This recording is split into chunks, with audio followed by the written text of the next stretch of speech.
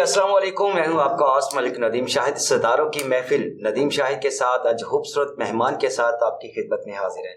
आज जो हमारे साथ मेहमान मौजूद हैं वो किसी तारुफ के मोहताज नहीं है। उन्होंने स्टेज की दुनिया में बहुत अरसा काम किया।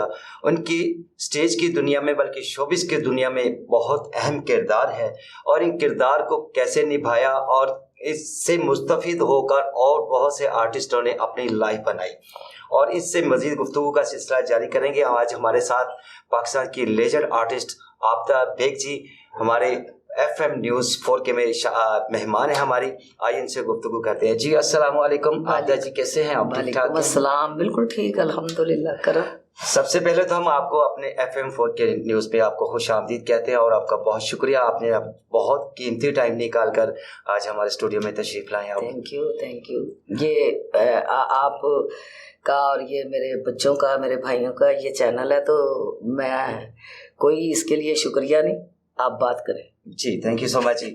अच्छा भाभी जी, आज भाभी जी से मुझे याद आया, आपको इस फील्ड में भाभी जी के नाम से पुकारा जाता है और माँ जी के नाम से मुखातिब किया जाता है। ये इतना मोहब्बत बड़ा रिश्ता अपनाइए देखकर आपको कैसा फील होता है? अच्छा लगता है, अच्छा लगता है। ज़ाहिर है जो लोग रिस्पेक्ट करते हैं, इज्जत करते हैं, लेकिन जब कोई माँ जी कहता है वो मुझे ज़्यादा अच्छा लगता है। तो भाभी जी जो कहते हैं वो ये है कि मिर्ज़ा साहब की वजह से कहते हैं, अल्लाह उनके जन्नतुल फरदौस में आला मकाम अता करे। तो वो इस फील्ड के लेजेंड डायरेक्टर थे, राइटर थे, माशाल्लाह बड़ा नाम, बड़े स्टार बनाए, मेरे घर से बन के सब निकले। तो मिर्ज़ा साहब के हवाले से सब भाभी जी कहते हैं।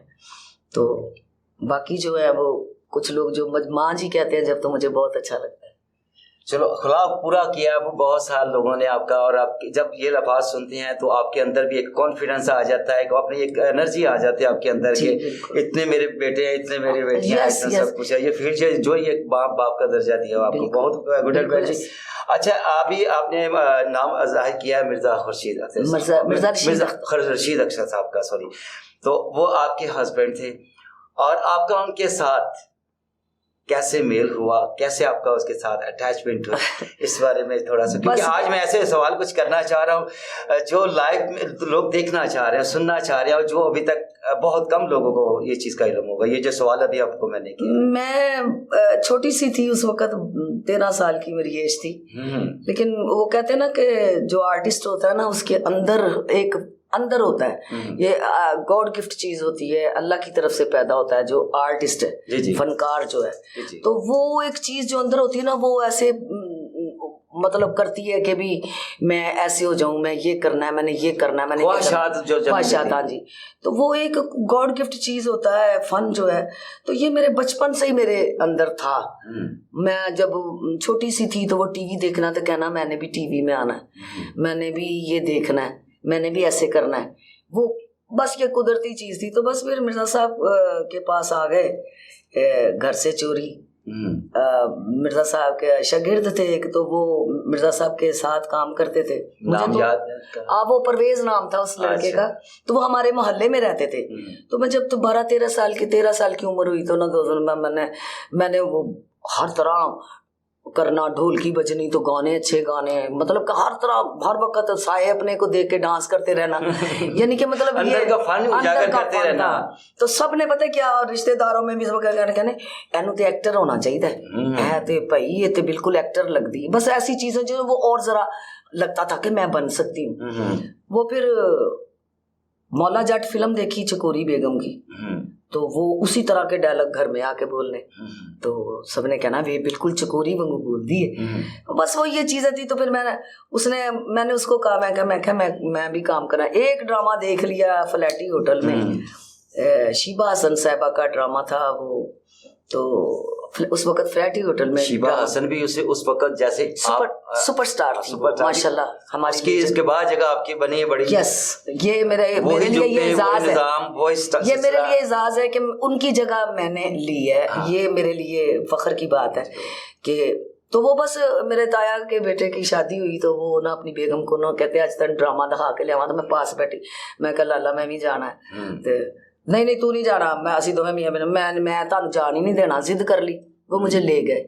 जब फ्लैटी होटल में वहाँ बैठे, आगे फ्रंट की उन्होंने सीटें नहीं, तो जिंदगी का पहला ड्रामा वो मैंने देखा। ड्रामा मुझे पता ही नहीं था कैसे ड्रामा क्या होता है। हाँ, अपने एक्टिंग करते रहे हैं लेकिन लाइव नहीं कभी देखा। देखा। जब मैंने वो ड्रामा देखा तो वो जो कुछ कर रही थी तो मैं कहा की करूँगी मैं, इधर चंगा तो मैं कर सकूंगा यानी कि मतलब वो चीज थी ना अंदर तो वो एक झिझक सी मेरी उतर गई कि ये तो कुछ भी नहीं है, मेरे लिए कुछ भी नहीं।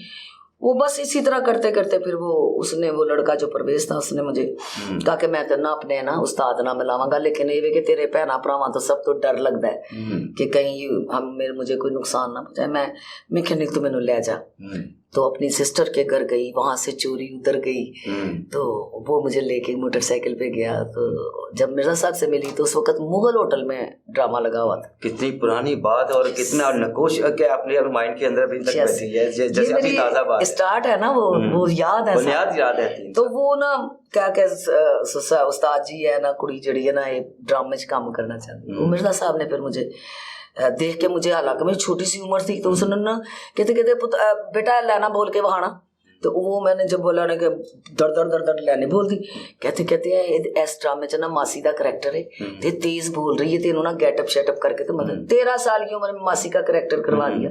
अच्छा वो जितने उस वक्त लेजेंड फनकार थे वो हैरान। कौन से थे वहाँ उसमें? मतलब खालिद भट्ट साहब थे, शबाना भट्टी साहबा थी, तस्नीम कौसर साहबा थी, नजमा महबूब साहबा थी, फिर आबद अली साहब थे, आबद अली जो लेजेंड हमारे, ठीक है, आबद कश्मीरी थे। यानी कि उस टाइम के सब बड़े आर्टिस्ट, मुझे तो नहीं पता था ये बड़े हैं या छोटे हैं उस वक्त। तो वो बस फिर मैंने ना उसी तरह किया। जब मैं अंदर गई तो वो हालांकि उन्होंने मुझे गेटअप किया हुआ था, तो अंदर मैं जब गई हूँ ना तो क्लैप आ गई। वो सारे कहीं क्लैप कैसे आ गई? तो कहते वो इस गेटअप में भी खूबसूरत बड़ी लग रही है, छोटी सी तो है। खैर वो मैंने चोरी 2 दिन ड्रामा किया ना, दूसरे दिन पता चल गया घर वालों को। यस। तो बस फिर मार पिटी ऐसी अगलों ने पसलियां भी तोड़ दी, हड्डियां भी तोड़ दी, दांत भी तोड़ दिए। शौक ने देखिए क्या कुछ करवा दिया। उसके बाद फिर 6 महीने, साल गुजर गया, फिर साल चरपाई पे रही 6 महीने पूरे। फिर उसके बाद फिर वो एक ना जिद बन गई, फिर ऐसे करके झटका अपने आप को फिर निकल आई, फिर भी मिर्जा साहब के पास ही गई। अच्छा फिर भी मिर्जा साहब के सलातीन होटल में उस वक्त नहीं 786 होटल माल पे था, उस पे मैं वहां आई। तो जब मैं अंदर आई हूँ तो सारे देख के मुझे हैरान हो गए। बस फिर उधर से काम स्टार्ट किया।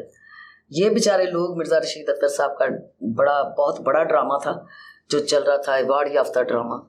तो उसमें रजिया साहबा थी, जो फिल्म स्टार रजिया साहबा, वो करैक्टर कर रही थी। तो वो चली गई, उन्होंने छोड़ दिया ड्रामा। उनकी बाहर का उनका था टूर, उधर की टिकट आ गई। तो उन्होंने कहा कि इससे करवा लेते। तो मेरा साहब कहते हैं उसके पास कपड़े नहीं है, वो कैसे ऐसे करेगी। तो वो फिर वो हमारे जो ड्रेस मास्टर थे उसने मुझे उसी तरह का गेटअप दे दिया, वो मुझे करवाया। वो भी मैंने 3 दिन ड्रामा रह गया था, वो 3 दिन किया। उसके बाद फिर चली गई। फिर उसके बाद ये मंजिल का सिलसिला आस्ता चलता है। फिर उसके बाद आई हूँ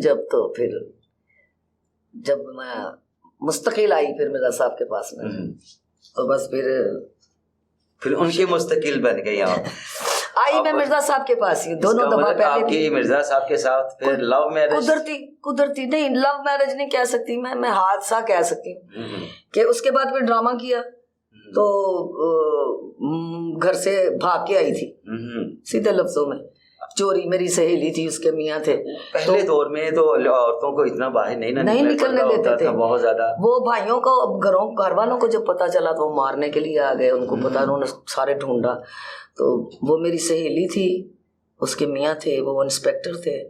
तो उन्होंने कहा कि हम तुझे मकान ले देते हैं किराए पे, तो तू वहाँ रह, तेरी देखभाल हम करते हैं। वहाँ मुझे उन्होंने घर ले दिया, सारा सामान भी ज़रूरत का ले दिया। उसके बाद फिर मैं आई 786 होटल मिर्जा साहब के पास।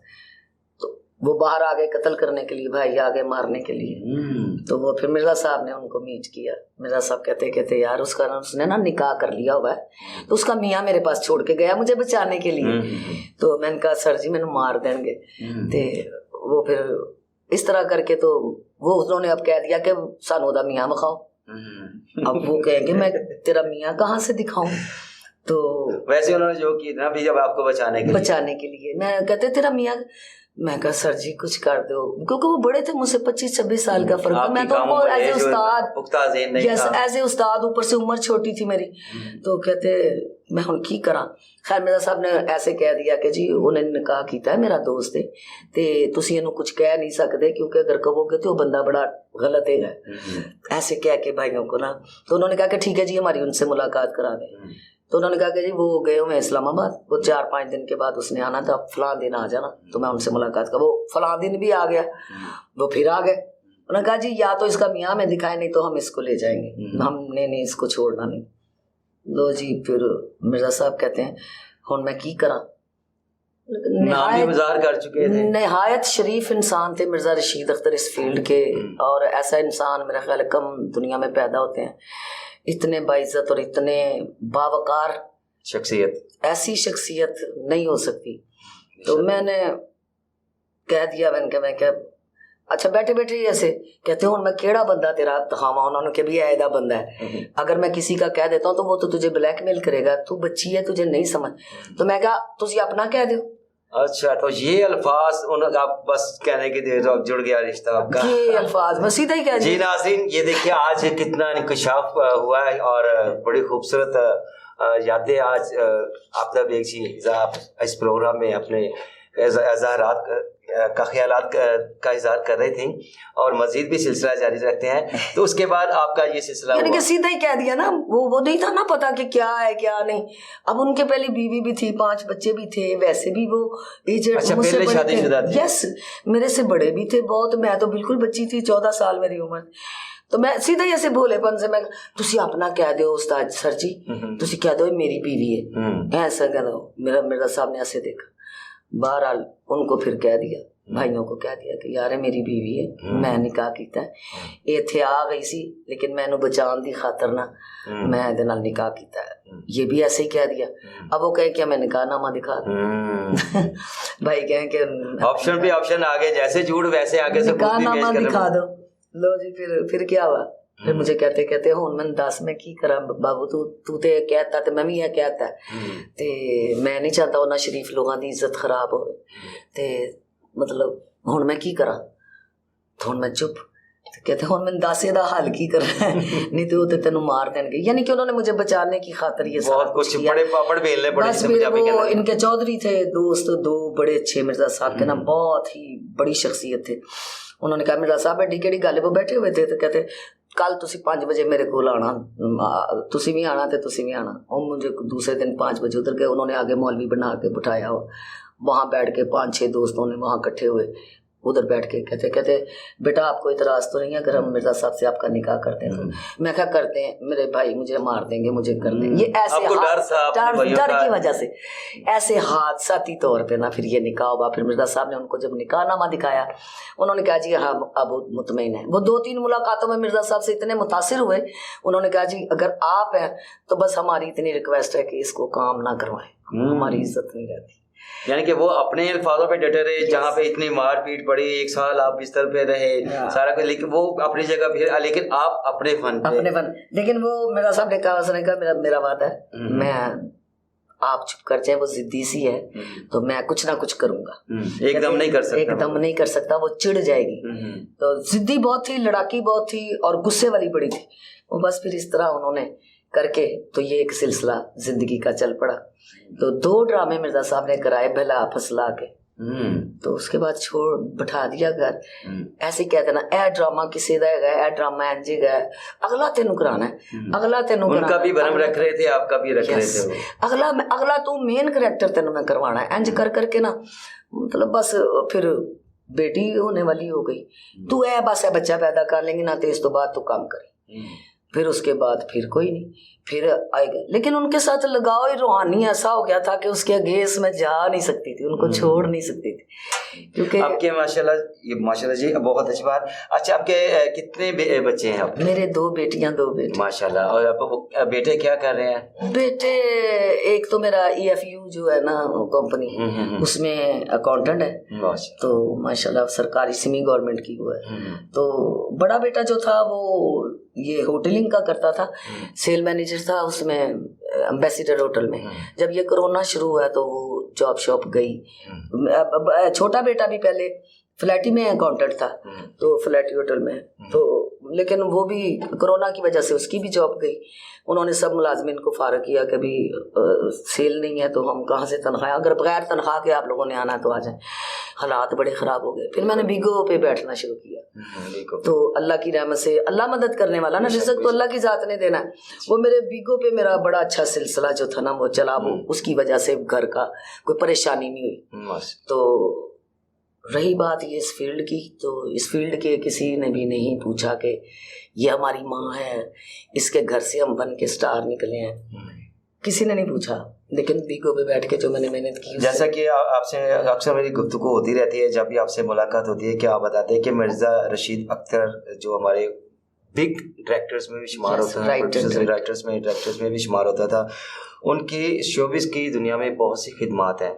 और आपने बताया था सुहेल अहमद, बब्बू मस्ताना और शौकी खान, बहुत से ऐसे आर्टिस्ट हैं, सब लेजेंड आर्टिस्ट हैं जो उनके घुटनों में बैठ के वो फनकार बने। और जितने भी है, सखावत, साजन अब्बास, या नसीम विकी को भी तारक जवेद साहब फैसलाबाद से लेके आए।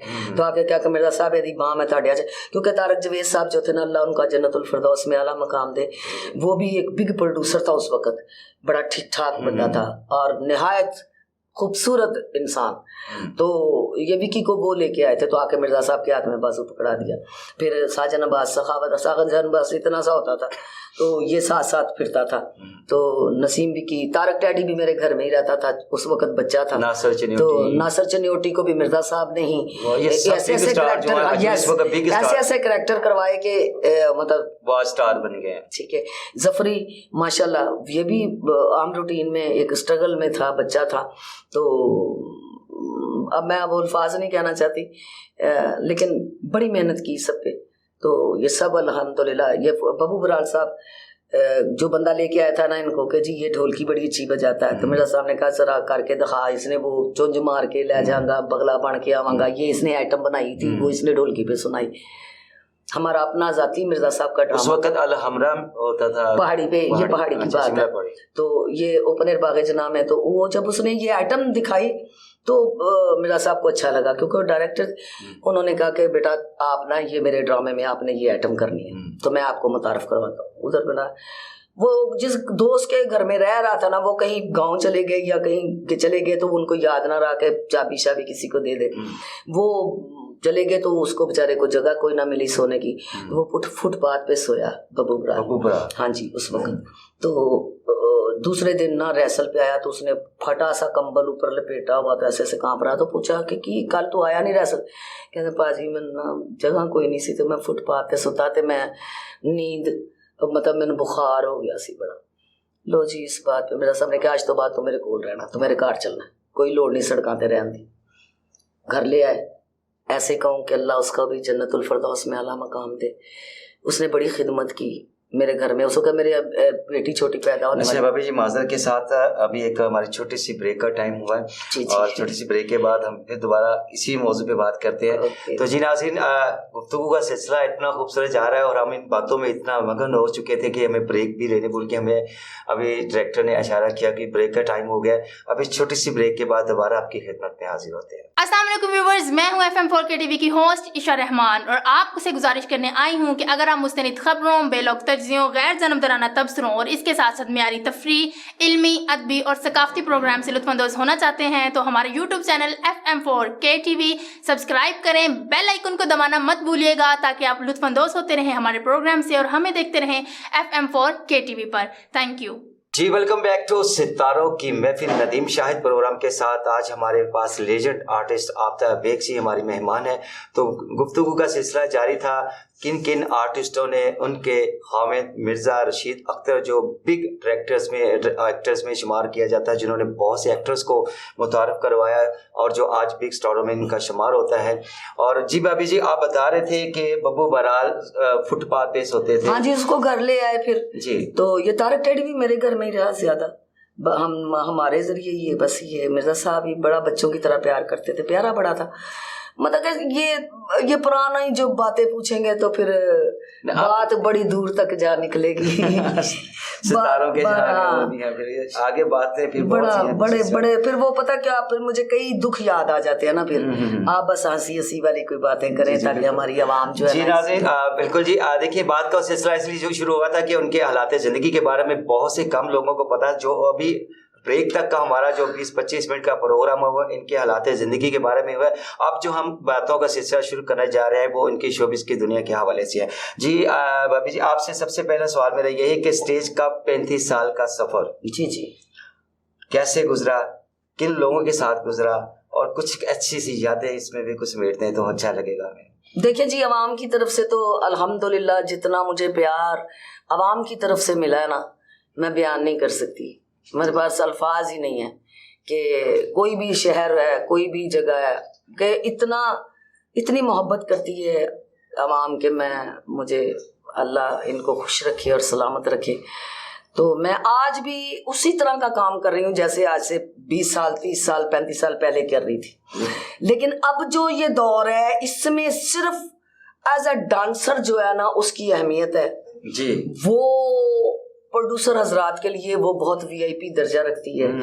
काम करने वाले जो लोग हैं वो कोई उनके लिए किसी मतलब उनको ज़रूरत नहीं है। यानी कि सीनियर आर्टिस्ट जो है खास तौर पर फीमेल्स हैं, मेल्स को तो बिल्कुल ये जो साथ साथ चल रहे हैं जिनका भी हर एक वक्त होता है जिंदगी का, अरूज और जवाल जिंदगी में आता है। लेकिन आप ऐसे आर्टिस्ट हैं और ऐसे घर से आपका ताल्लुक है और ऐसे डायरेक्टर से आपका ताल्लुक है, ऐसे हस्बैंड से आपका ताल्लुक है जिसने स्टेज की दुनिया को आबाद किया। जो अब तक पौधा लगा हुआ उस पौधे की शाखें जो है वो निकली हुई हैं और सब अपने शाखों पे जमे हुए। मैं कहती हूँ कि ये वो मतलब था मिर्जा रशीद अख्तर साहब वो इंसान थे कि जो जमीन से उठा के आसमानों पे बिठा दिया सबको, ठीक है माशाल्लाह।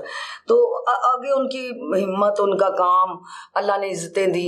तो जब मिर्जा साहब कहते होते थे मुझे कि मैंने एक दफ़ा बैठे ऐसे ही सवाल किया, मैं कहा मिर्जा साहब तुसी प्रोड्यूसर को पैसे अच्छे तरीके नाल नहीं लांदे। तो मुझे कहते हैं बेगम साहब जिन्ना को आंदा है ना अल्हम्दुलिल्लाह ते कोई गल नहीं। गल है कि मैं कि जी अज सानू कुछ हो जाए तो बच्चों का की बनेगा, असी कुछ भी नहीं बनाया। तो मिर्जा साहब कहते बेगम साहबा मैं तेरे इन्ने पुत्र बनाते ने ना कि अगर मैनू कुछ हो जाएगा ना तो ये तेरे ते छां कर देंगे। लेकिन फिर क्या छांव दी उन्होंने, क्या सिलसिला किया है वो इस फील्ड में। तो वो एक मुहावरा मशहूर है कि चढ़ते सूरज को सलाम। तो यही सूरत हाल में देखने में आ रही है। आपकी आंखों में अभी नमी आ गई ये बात सुन के और ये सिलसिला देखकर, और बहुत मायूसी होती है कि देखिए नाज़रीन आबिदा बेग जी इतने बड़े डायरेक्टर्स के वाइफ हैं और कितना उन्होंने अभी तफसील से बताया था कि कितने आर्टिस्टों ने उनसे घर में बैठे और खाना खिलाते रहे, हर सिलसिला करते रहे हैं और इनसे वो स्टार बने हैं जो आज सुपर स्टारों में शुमार होता है। और उनकी आंखों की नमी बता रही है अभी कि उनके साथ ये आर्टिस्ट क्या कर रहे हैं। ये एक बहुत सवालिया निशान है, आप भी इस पे गौर कीजिएगा। तो जी भाभी जी, आपका जिंदगी का यादगार ड्रामा कोई ऐसा किरदार जो आप भूल ना पाई हो अभी तक? नहीं, मेरे तो मिर्जा साहब ने जितने भी करैक्टर करवाए हैं एज ए कॉमेडियन तो करते ही हैं और कर रहे हैं, और जो एज ए परफॉर्मेंस जो मैंने किए हैं वो ऐसे ड्रामे किए हैं कि एक ड्रामा था हासे वंडी दे, उसमें मेरा ट्रेजिडी करैक्टर था।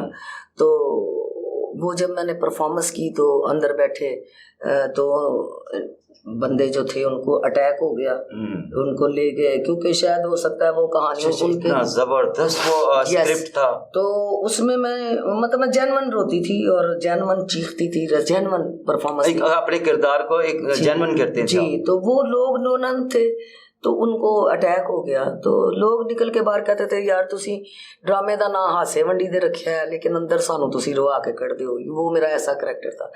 फिर मैंने एक नायिका का करैक्टर किया ओपन एयर बागे जना में, पहाड़ी पे जो ड्रामा थिएटर है उसमें किया। उसमें मैंने एज ए नायिका किया तो लोग वो मेरा दूसरा तीसरा दोबारा फील्ड में आने के बाद था। मैं 10 साल बाद दोबारा फील्ड में आई थी, बच्चे पैदा हो गए तो हालात ख़राब हो गए। फिर मैंने मिर्जा साहब को कहा, मैं कहा मुझे काम करने दे। जो दोनों साथ साथ काम ये करें, कौंसल थोड़ा की तरफ से ना एक बन गया, रूल बन गया कि एक डायरेक्टर का, एक राइटर का एक ही थिएटर में ड्रामा लगा करेगा और वो 3 महीने के बाद उसकी बारी आया करेगी। उस वक्त क्योंकि थिएटर नहीं थे, 2-3 थिएटर थे, तो अब हालात ख़राब हो गए। फिर मैंने बड़ी मिन्नतें, पूरा महीना घर में लड़ाई पड़ी रही, तो फिर वो दोबारा किया, दोबारा आई, एंटर हुई। तो उस वक्त एंटर होने के बाद मेरा वो तीसरा ड्रामा था, तो कज़ाफ़ी स्टेडियम बन चुका था, कज़ाफ़ी में किया, 2 ड्रामे वहाँ किए। वहाँ मैंने चंगड़ी का रोल किया, ये बेचारे लोग में किया। तो वो लोग कहते थे बुकिंग पे कि ये, क्योंकि जानते नहीं थे लोग कि ये सचमुच की चंगड़ी है। अच्छा, इस तरह का गेटअप था आपका? यस, मतलब कि ऐसी मैंने वो परफॉर्मेंस की थी, वो टोन टेम्पो के लोग कहते थे यार तुहाडे सचमुच दी चंगड़ी है जिहड़ी तुसीं उहदे उत्ते काम कर रही। तो फिर जब मैंने नायिका का करैक्टर ओपन एयर बागे जना में किया, तो वहाँ लोग आके बुकिंग पे पूछते थे कि ये सचमुच इसका वो बाजार से ताल्लुक है, क्या टोन टेम्पो, कैसे मैंने वो उसको अपने पे मुसल्लत, और उसमें मैंने अंदर कॉपी किया कि उस किरदार को कैसा मैंने मुसल्लत किया अपने पे, कि वो जैसे कि मतलब समीता पटेल साहबा को जब वो एक फिल्म थी गिद्ध, उसमें उनको एक करैक्टर ऐसा मिला था, तो वो कितने महीने वो ये जो रूढ़ियाँ होती हैं ना, ये गंद होता है जहाँ ये चंगड़ मतलब गंद होता है, वो लोग उनमें जाके वो रही थी, ठीक है, रूढ़ियों से किरदार को ढूंढने के लिए, सिर्फ उस किरदार को अच्छा करने के लिए उन्होंने अपने 2 महीने उधर वक्फ किए थे। तो मेरे अंदर ना ऐसा ही था कि जो को करैक्टर मिलता था ना, तो मैं बचपन से ही अल्लाह था, तो अल्लाह ने वो फन डाला हुआ था। तो मैं वो जब मैंने नायिका का करैक्टर किया, तो सेम वो जैसे नायिका की टोन टेम्पो होती है ना, मैंने फिर वो पूरी की। तो लंदन से एक फैमिली आई थी, वो 9-10 लोग थे। तो वो जब पहले दिन कहीं आए ड्रामा देखने, तो वो अगले दिन भी आए, तीसरे दिन भी आए, 4 दिन से मुसलसल आ रहे थे। तो उन्होंने तीसरे दिन उन्होंने पूछा, वो बुकिंग वाले, उन्होंने कहा सर जी तो आप 3 दिन से आप 10 टिकटें रोज ले रहे हैं, तो ये आप किसके लिए ड्रामा देखने आते हैं? उन्होंने कहा जी वो जो तुम्हारे इधर नायिका बनी हुई है ना, हम उनको देखने के लिए आते हैं। हमें उनका, तो साथ उनकी 5 लेडीज और 4 मतलब 5 मर्द थे। तो उन्होंने फिर चौथे दिन फिर आए, उन्होंने कहा जी हमारी सिर्फ इतनी ख्वाहिश है, हमारी लेडीज़ की भी और हमारी भी, कि हमें आज किसी तरह उनसे मुलाकात करवा दें हमारे ऊपर। तो वो बुकिंग वाले जो थे अकरम, उसने कहा कोई बात नहीं, मैं आज आपकी मुलाकात करवा देते। वो फिर जब ऊपर गए, ड्रामा देखा उन्होंने, हाफ टाइम हुआ, वो उसने फिर लड़के को भेजा, वो बाहर आए। तो उसमें एक दलाल का करैक्टर कर रहा था उसका अफजाल भट्ट, बहुत अच्छा आर्टिस्ट था। तो वो भी आया, उसने भी बहुत आला करैक्टर किया।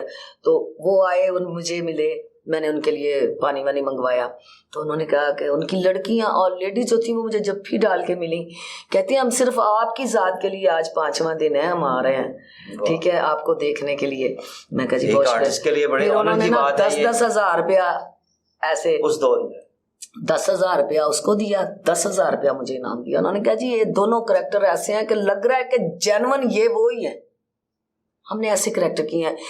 अल्लाह जन्नतों में जगह अता फरमाया, आगे की मंजिलें आसान फरमाए। नहीं खानम साहबा जो थी वो जब उनके ड्रामे का कोई ट्रेजिडी करैक्टर होता था ना, वो मुझे कहती होती थी कि वो प्रोड्यूसर को भी कहती थी कि मुझे ये आर्टिस्ट चाहिए, मुझे आपदा बेग चाहिए इस करैक्टर के लिए। और मुझे उन्होंने कहना कि आपदा ये ड्रामा मेरे ड्रामे की रीढ़ की हड्डी है, ये करैक्टर, तो आपने ये करना है, और लाफ्टर नहीं, सिर्फ एज ए परफॉर्मर काम किया, जिसमें कहा गया ना कि इसमें लाफ्टर नहीं, कॉमेडी अंग नहीं। फिर उन्होंने मेरा नाम ही, यस मेरा नाम ही क्या नाम, मैडम नहीद खानम साहबा ने मेरा नाम ही मलका जज्बात रखा होता था। वो कहते थे कि ये सब तुम्हें लोग कॉमेडियन आपके नाम मुझे अच्छी तरह याद है, मैं भी उस वक्त छोटा सा होता था, मलका जज्बात नीचे आपदा बेग, तो एज ए कॉमेडियन लिखा जाता था मलका कॉमेडी। लेकिन मैडम नहीद खानम के ड्रामे में ना वो मलका जज्बात लिखते थे। वो कहते थे कि तो आप लोगों को पहचान ही नहीं कि आपदा बेग का ऐसी आर्टिस्ट है, यानी कि जैसा करैक्टर दिया ना उसमें ढले हैं। खुदा की कुदरत ऐसी है कि देखिए आप 10 साल का अरसा घर पे रहे, घर रहने के बाद आपने पहला ड्रामा किया, वो पहला ड्रामा ऐसे लगा सुपर हिट हुआ, ये आपकी जिंदगी का यादगार ड्रामा था। और जो ये आपने नायिका का जो रोल अदा किया है, ये आपने किससे मुतासर, कहाँ से? ये जो थी एक हमारी आर्टिस्ट, जाहिर बात कुछ ना कुछ करैक्टर इंसान देखता है अपनी लाइफ में, तो वो उसको कॉपी करता है। वो मैंने कॉपी कैसे किया था, क्योंकि जो वो आर्टिस्ट होता है ना वो हर बंदे की गुफ्तगू ऐसे जगह पे जाके उसको हर मोमेंट को चेक करता है कि यार ये ऐसे ऐसे हो सकता है। हमारे ना एक आर्टिस्ट थी, उसका मुझे नाम नहीं याद आ रहा, अक्सर मिर्जा साहब के ड्रामे करती थी वो, मेहरुन निसा, उसकी बड़ी सिस्टर आती थी उसके साथ, उसका अंदाज था वो। अच्छा। वो उधर से ताल्लुक रखते थे, सेम वो मतलब वही था।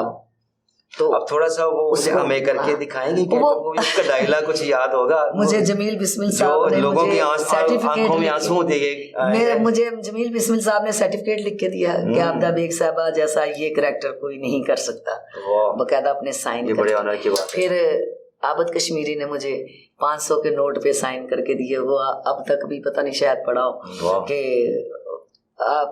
भाभी जी इस तो अच्छा करैक्टर कोई नहीं कर सकता। तो वो कह रहा है कि ਵੇਖੇ ਨਾ ਮੁੰਡਿਆ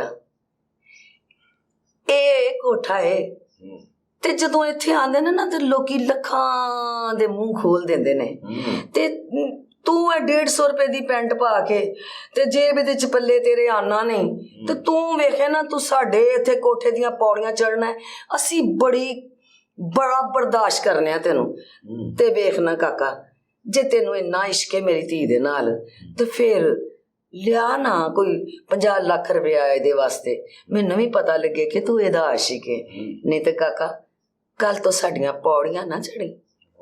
ये अंदाज था।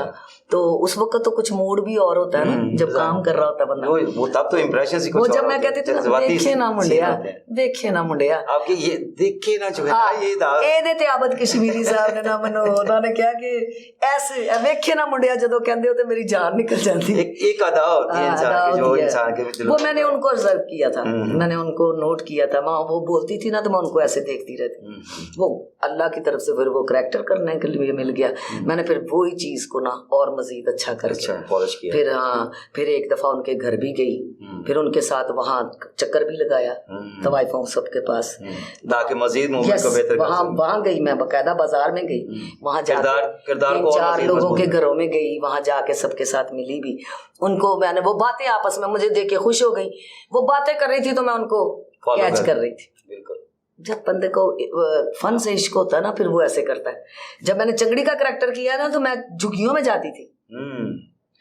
जाहिर बात है जी, किरदार तभी इंसान के माइंड में चीज आती है जब किसी को देखता है या सुनता है। हमारे एक गुजरांवाला के आर्टिस्ट थे, अल्लाह पाक उनको जवाहर रहमत में जगह दे, अली जवेद भट्ट साहब। यस, वो उन्होंने एक ड्रामा किया लाहौर थिएटर्स में उमर शरीफ साहब का, वहाँ पे उन्होंने एक फकीर का रोल अदा किया, डाकू डॉक्टर और डांसर। yes. उस ड्रामे का नाम था। yes. उसमें उमर शरीफ साहब ने उनको कास्ट किया, तो उन्होंने वो कहा भी ये करैक्टर मैं करूँगा, और उन्होंने करैक्टर वो जब किया तो यकीन करें वहाँ पे ताली तो बजती रही हैं, वो बहुत ठीक ठाक तरीके से और बहुत अप्रिशिएट करते रहे हैं, लेकिन उनको इनामात की बारिश इतनी हुई कि उन्होंने अपनी लाइफ में इतना नहीं किया होता। और वो करैक्टर मेरे वो उस्ताद भी थे, मुझे भी उन्होंने मुतारफ़ कराया था, मैं भी कुछ अर्सा शोबिस की फिर से सिलसिला रहा है। तो मैंने जब अपने पूछा अली जवेद भट्ट साहब से कि सर आपने ये करैक्टर कहाँ से ढूंढा, कहना नहीं मैडम बात यह है कि मैं ये करैक्टर ढूंढने के लिए सुबह 7 बजे घर से निकलता था भगवानपुरा से, गला कादरिया वाला से, और यहाँ पे गोंदरा वाला अड्डा है, वहाँ पे एक फ़कीर आता था। वो फ़कीर का जो स्टाइल था वो उसको मैं डेली आके मैं तकरीबन 20 दिन तक मैं पैदल आता था और उधर के एक कोने पे खड़ा होके उस करैक्टर को मैं देखता था। जब मैं देखता उसको, जब तक मेरे पूरे माइंड में वो सेट ना नहीं हो गया, मैं तब तक मैं वहां से हिला नहीं। मैंने उसको फिर अपने बैठा ना उधर अपने हिसाब से उसको मैं मीट करता रहता था कि कहीं मुझसे ऐसे मैं ऐसे, फिर शीशे में आगे खड़े होके मैं उसको परफॉर्मेंस करता रहा।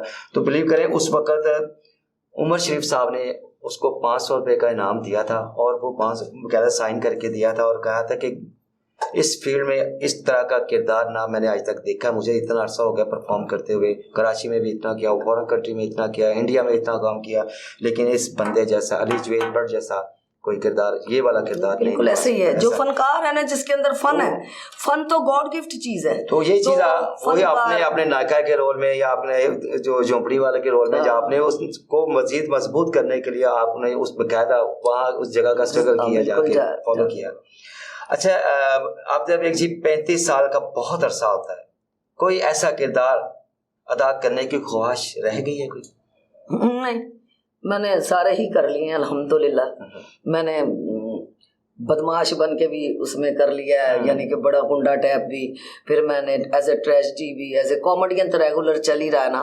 मतलब मैं हर तरह का करेक्टर अल्हम्दुलिल्लाह मैंने किया है। तो जिस करेक्टर में कहा गया है कि नहीं जी ये सिर्फ करेक्टर है और इसको आपने हिट करना है, आपने कॉमेडियन लफ्ज नहीं कोई बोलना।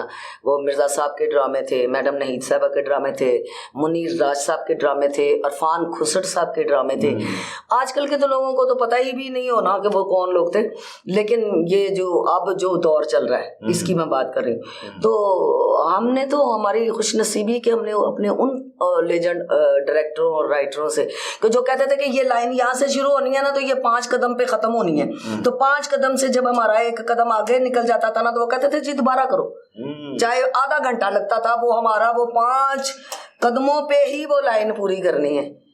अब क्या है, डॉन क्या है, मतलब कि ये सारा कुछ वो सिखाते थे। जमील बिस्मिल साहब जिनको ऑस्कर अवार्ड मिले, हमारी वो खुशकिस्मती कि हमने ऐसे लेजेंड फनकारों के साथ काम किया, लेजेंड डायरेक्टरों के साथ, राइटरों के साथ, अल्हम्दुलिल्लाह। तो तमन्ना नहीं है, अब तो सिर्फ समझ लें कि ऐसे ही बस धक्का लगा रहे हैं। जी ऐसे बिल्कुल आजकल के ड्रामे तो बस यही लगा हुआ है। एक दफ़ा मैंने नवाज अंजम साहब का इंटरव्यू किया तो उनसे मैंने पूछा कि आप पहले दौर के और आपके दौर में क्या डिफरेंस देखते हैं तो उन्होंने बताया, कहते हैं मलिक साहब ऐसा है कि आजकल के दौर में ये है कि तू जा मैं आया, तू गया मैं आया, कोई ऐसा नहीं है। कहता पहले दौर में ये होता कि अगर 200 सफ़ों का या 200 सफ़ों का स्क्रिप्ट होता था, उस स्क्रिप्ट को याद करने के लिए, उस ड्रामे की रिहर्सल के लिए हमें 15 दिन 20 दिन 15 दिन। आज ड्रामा ओपन होता था, सिर्फ एक दिन अगले दिन छुट्टी होती थी। सिर्फ आज ड्रामा ओपन हो गया जिसकी रिहर्सल चल रही थी, कल का दिन रेस्ट होता था कि कल का दिन रिहर्सल नहीं, उससे अगले दिन रिहर्सल शुरू हो जाती थी। तो 15 दिन का ड्रामा होता था, तो 15वें दिन ड्रामा ओपन होना, यानी कि 13 रिहर्सलें। 13 यानी कि जो आप एक प्ले कर रहे हैं दूसरे प्ले की आप ड्रामा एक दिन रेस्ट मिलना आगे। आज शो शुरू हो गया, अगला दिन सिर्फ रेस्ट मिलना, उससे अगले दिन रिहर्सल शुरू हो जाए। ये साथ ड्रामा भी साथ रिहर्सल भी।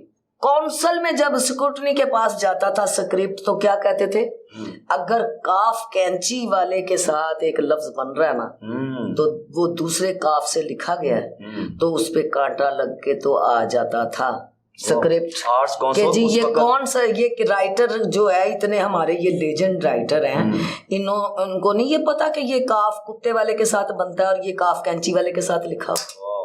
क्या वो स्क्रिप्ट नोट करते होंगे, अंदाजा कर लें आप।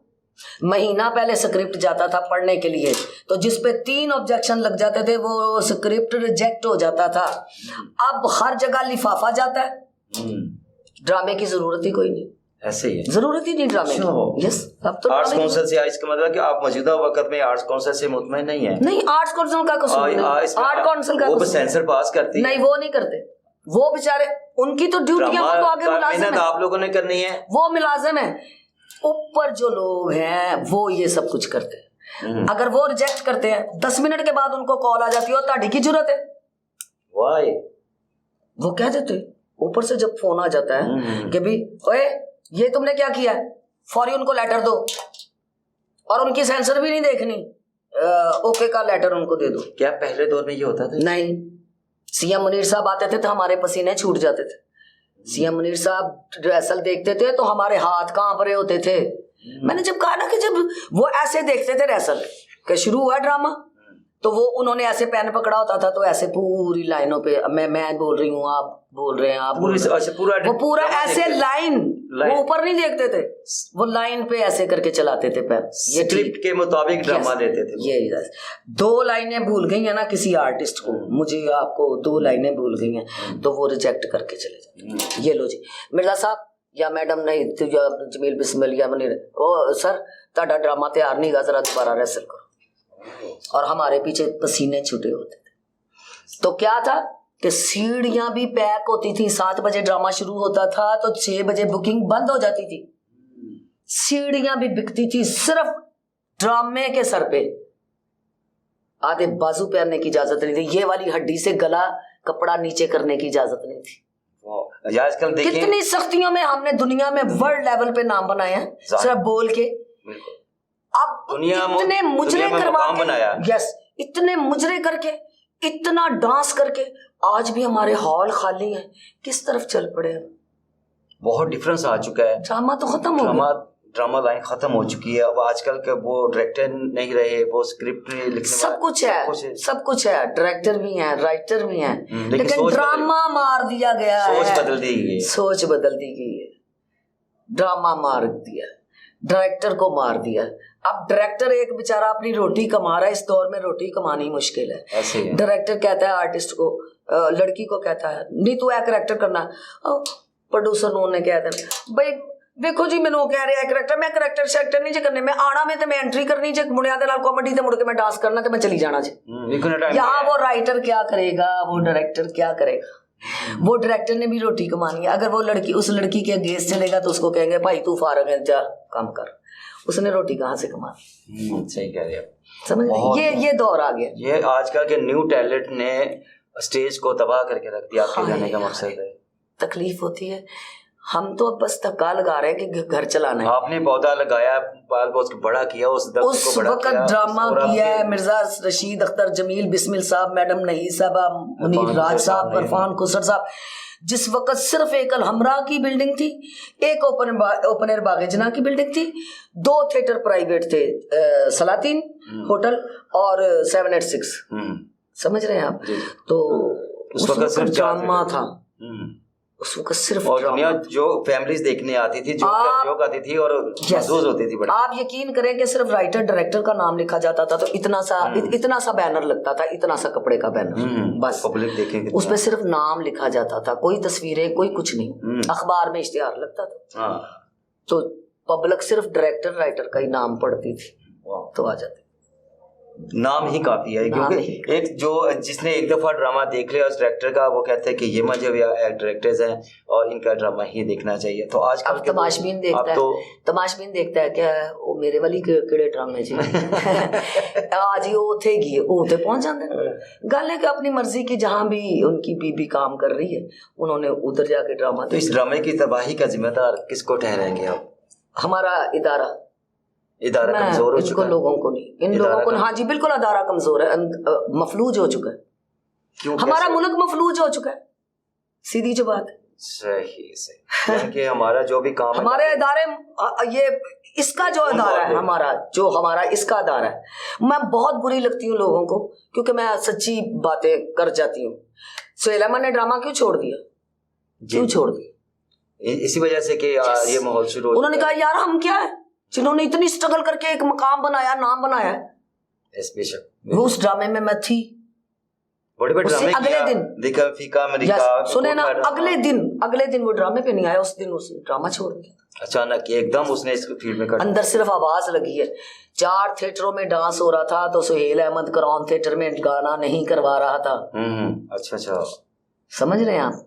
ये सैडों पे तमासील भी हो रहा है, महफिल में भी हो रहा है। सुनिएगा, सुहेल अहमद साहब ने स्टेज की दुनिया में जब कदम रखा तो अरूज था उनके ऊपर, और उसने किस बात पे एकदम इस फील्ड से किनारा कशी इख्तियार करके उन्होंने टीवी का रुख किया। तो अब्दा बेग जी वो उस ड्रामे में मैं मौजूद थी, ठीक है, हम ड्रामा था, ओवर पैक शो भी था जी, महफिल में भी, अल्फला में भी, तमासील में भी, नाज में भी, 4 थिएटरों में गाने चल रहे थे। ठीक है, अच्छा, गानों का दौर शुरू हो चुका।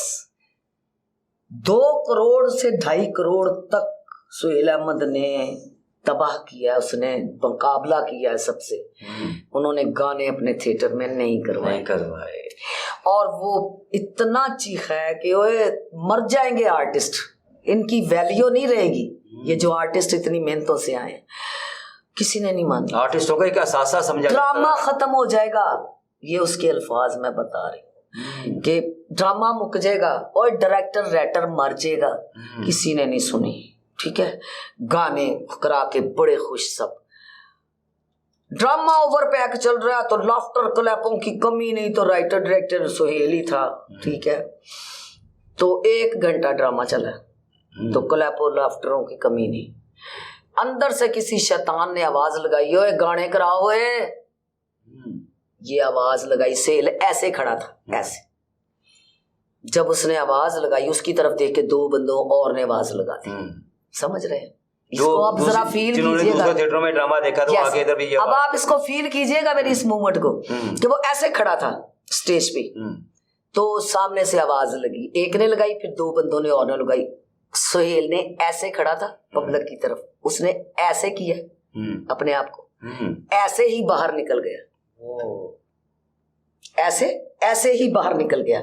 बाहर आके उसने असिस्टेंट को कहा, उसने कहा कुड़ियां ने थे लाइन से खड़ियां करते, गाने करा के चार थे, ड्रामा बंद करते। 1 घंटा ड्रामा चला, 4 गाने, लड़कियों को बुला लिया, उन्होंने गाने किए, गाने करवा के बंद कर दिया। उस दिन का शो उसने दूसरा किया, अगले दिन वो ड्रामे पे नहीं आया, उसके बाद वो ड्रामा नहीं हुआ। जी आपदा जी बहुत सनसनीखेज बातों का इंकशाफ कर रही हैं हमारे इस प्रोग्राम में, जो आपने पहले कभी नहीं सुना होगा।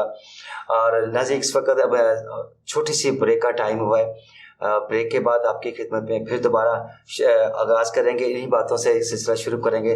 तब तक के लिए हमें छोटी सी देर के ब्रेक के टाइम में इजाज़त दीजिएगा।